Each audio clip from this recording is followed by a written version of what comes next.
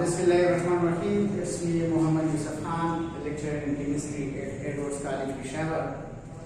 आज हमारा टॉपिक है सॉलिड, चैप्टर नंबर 6। तो एक्चुअली सॉलिड किस चीज को कहते हैं? Solid it is the state of matter, लेकिन ये हमारे पास कॉमन स्टेट ऑफ मैटर है। सही है, ये हमारे पास क्या है? Common state of matter. लेकिन जो सिंपल स्टेट ऑफ मैटर है वो हमारे पास क्या है? सिंपल स्टेट ऑफ मैटर, वो हमारे पास है गैस, जो कि ऑलरेडी आप लोग पढ़ चुके हैं। सही है। एक्चुअली सॉलिड की जो बेसिक डिफिनेशन है वो हमारे पास ये है कि इसकी low kinetic energy and strong intermolecular forces। सही है। दूसरी बात यह है कि यहां पर जो अरेंजमेंट ऑफ एटम होती है, अरेंजमेंट ऑफ एटम्स, वो हमारे पास 3D से मुराद ये है कि 3 डायमेंशनली अरेंज होते हैं। सही है। इसको हम क्या कहते हैं? सॉलिड कहते हैं। प्रॉपर्टीज ऑफ सॉलिड, कौन से प्रॉपर्टीज है कि उसके बेस पे हम सॉलिड को डिफरेंशिएट करते हैं, किस चीज से? लिक्विड से या गैस से। तो नंबर 1 हमारे पास क्या है? Definite shape. तो they have a definite shape. तो सॉलिड का जो शेप होता है वो डेफिनेट होता है, डेफिनेट मीन के फिक्स होता है। लेकिन अगर हम लिक्विड या गैस की बात कर ले, लेट्स सपोज हमारे पास एक ग्लास है, तो इसमें जब हम वाटर डालते हैं लिक्विड, तो वो इस ग्लास का शेप एडॉप्ट करता है। लेकिन अगर फॉर एग्जांपल हमारे पास ये मार्कर है, तो इसका हमारे पास क्या होता है? फिक्स शेप होता है। सही है। दूसरा हमारे पास क्या है? They have definite volume. इसका जो वॉल्यूम होता है वो हमारे पास क्या होता है? वो डेफिनेट होता है। अब एक और प्रॉपर्टी है इंटरमॉलिक्यूलर स्पेसेस। इंटरमॉलिक्यूलर स्पेसेस से क्या मुराद है? अब यहां पर ये हमारे पास क्या है? एटम्स है। तो इस एटम्स के दरमियान हमारे पास इंटरमॉलिक्यूलर डिस्टेंस हमारे पास क्या होती है? बहुत कम होती है। तो जब हम बात करते हैं इंटरमॉलिक्यूलर स्पेस की, तो सॉलिड में हमारे पास कम होता है एज कंपेयर टू लिक्विड, और लिक्विड में कम होता है as compare to what? Gas.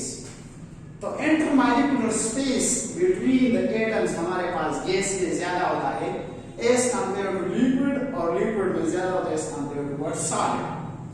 Next property हमारे पास क्या है? Intermolecular forces. Actually intermolecular forces already आप लोग पढ़ चुके हैं लिक्विड में। सही है। लिक्विड में ऑलरेडी आप लोग पढ़ चुके हैं what is mean by intermolecular forces. Intermolecular forces हमारे पास वो फोर्स ऑफ अट्रैक्शन है जिसमें हम बिटवीन द एटम्स, सही है, यानी फॉर एग्जांपल हमारे पास HCl, सही है, और यहां पर दूसरा HCl है। तो यहां पर इस एटम और इस एटम के दरमियान जो फोर्स ऑफ अट्रैक्शन है, इसको हम क्या कहते हैं? इंटरमॉलिक्यूलर फोर्स कहते हैं। जबकि इंट्रामॉलिक्यूलर फोर्सेस हमारे पास कौन से होंगे?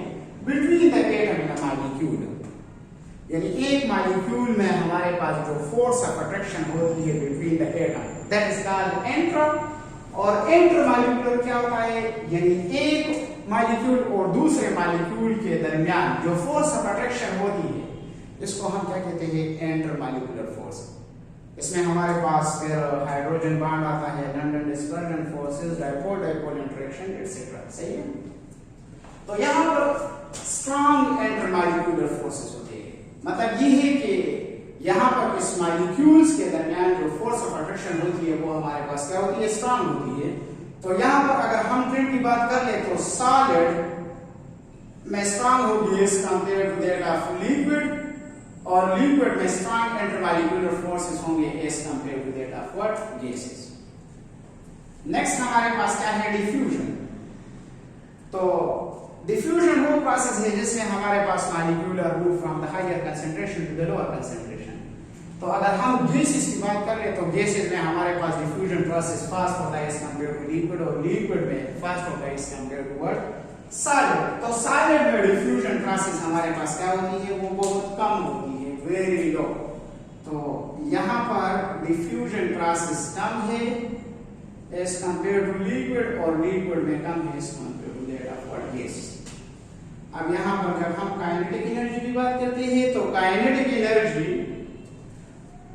ऑफ सॉलिड हमारे पास क्या होगी, कम होगी एज कंपेयर टू लिक्विड, और लिक्विड की कम होगी as compare to what gas.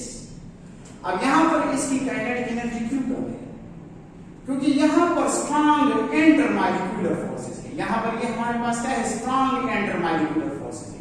तो स्ट्रॉन्ग इंटरमॉलिक्यूलर फोर्सेस होने की वजह से यहां पर इसकी काइनेटिक एनर्जी हमारे पास क्या होती है, कम होती है as compare to that of liquid, और लिक्विड की कम होगी as compare to that of what gases. सही है। नेक्स्ट हमारे पास क्या है, एक्सपेंशन। तो सॉलिड मॉलिक्यूल एक्सपेंड होते हैं, लेकिन यहां पर इसके लिए रिक्वायरमेंट क्या होगा, टेम्परेचर। तो टेम्परेचर जब हम इसको देते हैं तो टेम्परेचर की वजह से इसमें हमारे पास एक्सपेंशन है। सही है। नेक्स्ट हमारे पास क्या है, मेल्टिंग पॉइंट। तो सॉलिड मॉलिक्यूल्स की मेल्टिंग पॉइंट हमारे पास ज्यादा होगी as compare to that of what liquid, और लिक्विड की ज्यादा होगी as compare to that of what gas.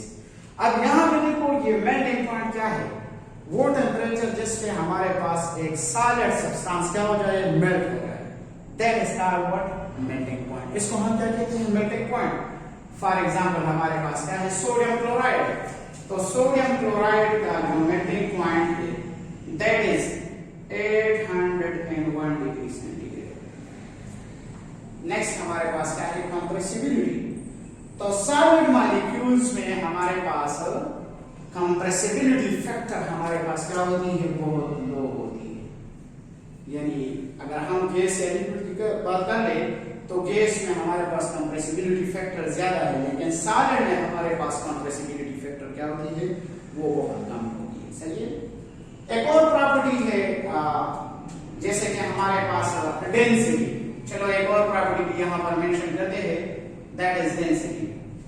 तो सॉलिड मॉलिक्यूल की डेंसिटी ज्यादा होती है as compare to that of what liquid, और लिक्विड की ज्यादा होगी as compare to that of what gas. तो यहां पर सॉलिड की डेंसिटी हमारे पास क्या होती है, solid is greater than liquid, और लिक्विड की ज्यादा होगी as compare to that of what gas. सही है। तो डेंसिटी है। एक और प्रॉपर्टी सॉलिड की हम एक्सप्लेन करते हैं, और वो हमारे पास क्या है, ये याद रखो कि इसमें हमारे पास जस्ट ओनली वाइब्रेशनल मोशन होता है। लेकिन गैस और लिक्विड की जब हम बात कर लिक्विड और गैस की जब हम बात करते हैं तो गैस में हमारे पास translational as well as vibrational as well as rotational. लेकिन जब हम यहां पर सॉलिड की बात करते हैं तो सॉलिड में हमारे पास जस्ट ओनली वाइब्रेशनल मोशन होता है। सही है। It is due to the strong intermolecular forces. सही है। अच्छा, नेक्स्ट हमारे पास जो टॉपिक है तो वो है हमारे पास, चलो इसको थोड़ा रिमूव करते हैं, वो है हमारे पास crystalline solid and amorphous solid. तो क्लासिफिकेशन ऑफ सॉलिड जब हम करते हैं तो क्लासिफिकेशन ऑफ सॉलिड में हमारे पास टू टाइप्स है on the basis of arrangement of atoms. तो इसमें एक हमारे पास है क्रिस्टलाइन सॉलिड और दूसरा हमारे पास क्या है, एमॉर्फस सॉलिड। क्रिस्टलाइन सॉलिड को हम ट्रू सॉलिड भी कहते हैं, ट्रू सॉलिड भी कहते हैं। एमॉर्फस सॉलिड को हम फॉल्स सॉलिड भी कहते हैं, फॉल्स सॉलिड भी कहते हैं। एमॉर्फस सॉलिड को हम एक और नाम भी देते हैं, सुपर कूल्ड लिक्विड भी हम इसको कहते हैं, सुपर कूल्ड लिक्विड। सही है। इसको एक और नाम भी हम देते हैं, विस्कस लिक्विड, विस्कस लिक्विड। सही है। और इसको हम एक और नाम भी देते हैं, इसको हम फॉल्स सॉलिड यानी सूडो सॉलिड, सूडो सॉलिड, तो सूडो का मतलब है फॉल्स, सही है। अब क्रिस्टलाइन सॉलिड को हम ट्रू सॉलिड इसलिए कहते हैं क्योंकि यहां पर जो अरेंजमेंट ऑफ एटम्स या मॉलिक्यूल्स आयंस वो हमारे पास क्या होती है, वो रेगुलर होती है, सही है, 3D होता है, 3 डायमेंशनल। लेकिन यहां पर जो अरेंजमेंट ऑफ एटम होता है वो हमारे पास क्या होता है, वो इररेगुलर होता है। इसमें हमारे पास अरेंजमेंट ऑफ एटम जो है वो इररेगुलरली अरेंज होता है, लेकिन यहां पर अरेंजमेंट ऑफ एटम हमारे पास क्या होगी, वो रेगुलरली अरेंज होते हैं, सही है। इसके अलावा हमारे पास एक और प्रॉपर्टी है क्रिस्टलाइन सब्सटेंस की या क्रिस्टलाइन सॉलिड की, और वो क्या है, एनिसोट्रोपिक इन नेचर।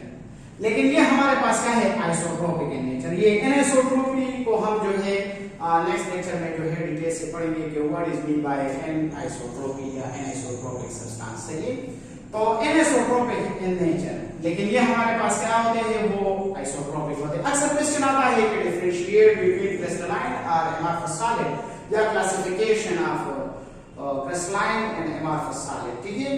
तो ये कुछ मेन डिफरेंस है। इसके अलावा हमारे पास इसकी जो मेल्टिंग पॉइंट होती है वो शार्प होती है, लेकिन यहां पर जो मेल्टिंग पॉइंट होती है वो हमारे पास शार्प नहीं होती। किस तरह, फॉर एग्जांपल सोडियम क्लोराइड है NaCl, तो सोडियम क्लोराइड की जो मेल्टिंग पॉइंट है दैट इज 801 डिग्री सेंटीग्रेड। मतलब ये है कि 801 डिग्री सेंटीग्रेड पे सोडियम क्लोराइड क्या हो जाएगा, वो मेल्ट हो जाएगा। क्या हो जाएगा, मेल्ट हो जाएगा। इस टेंपरेचर को हम क्या कहते हैं, शार्प मेल्टिंग पॉइंट कहते हैं, यानी फिक्स्ड। अब अगर हम फॉर एग्जांपल सोडियम क्लोराइड को हीट देते हैं, क्या देते हैं, हीट, तो हीट की वजह से ये हमारे पास क्या होगा, मेल्ट होगा। लेकिन अगर टेंपरेचर हमारे पास फॉर एग्जांपल 780 डिग्री सेंटीग्रेड, तो इस टेंपरेचर पे ये मेल्ट नहीं होता। फॉर एग्जांपल वो टेंपरेचर लेट्स सपोज 780 के बजाय हमारे पास क्या आ जाए 790 डिग्री सेंटीग्रेड, तो ये हमारे पास मेल्ट नहीं होता।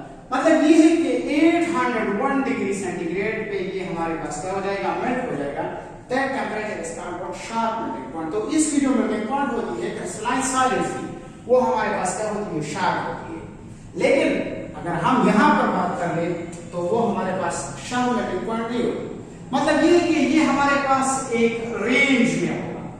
लेट्स सपोज फॉर एग्जांपल एक सब्सटेंस है वो हमारे पास 200 डिग्री सेंटीग्रेड पे जो है वो मेल्ट हो रहा है, सही है। तो यहां पर जो रेंज होता है that is for example 150 to 210 degree centigrade. तो ये हमारे पास एक रेंज होता है इसमें। तो इस रेंज में हमारे पास ये सब्सटेंस जो है वो मेल्ट हो रहा है, और it is due to the what, irregular arrangement of atoms, सही है। इसकी जो कॉमन एग्जांपल है वो हमारे पास क्या है, फॉर एग्जांपल जब हम एग्जांपल की बात करते हैं तो वो sodium chloride, calcium chloride, magnesium oxide, सही है। इसके अलावा हमारे पास potassium nitrate, sodium nitrate etcetera, ये इसकी क्या है, कॉमन एग्जांपल। और यहां पर जो एग्जांपल है फॉर एग्जांपल, तो ये हमारे पास क्या है, ग्लास, रबर, सही है। इसके अलावा प्लास्टिक, ये इसकी क्या है, कॉमन एग्जांपल, सही है। तो इसको हम क्या कहते हैं, क्रिस्टलाइन सॉलिड, और इसको हम क्या कहते हैं, अमॉर्फस सॉलिड, ठीक है। यहां पर जब हम बात करते हैं फॉर एग्जांपल क्रिस्टलाइन सॉलिड में सोडियम क्लोराइड, तो सोडियम क्लोराइड का ये क्यूबिक स्ट्रक्चर होता है, क्यूबिक शेप होता है।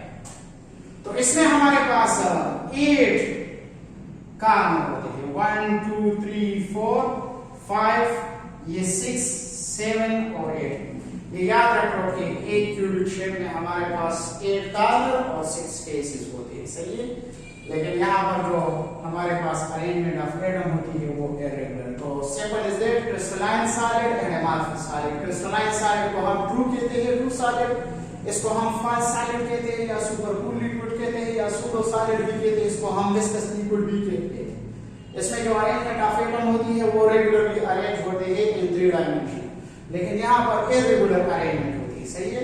इसके अलावा ये एनिसोट्रोपिक इन नेचर होता है, ये हमारे पास आइसोट्रोपिक इन नेचर, सही है। इसके अलावा इसकी जो मेल्टिंग पॉइंट होती है वो शार्प होती है, और इसकी मेल्टिंग पॉइंट हमारे पास शार्प नहीं होती, सही है।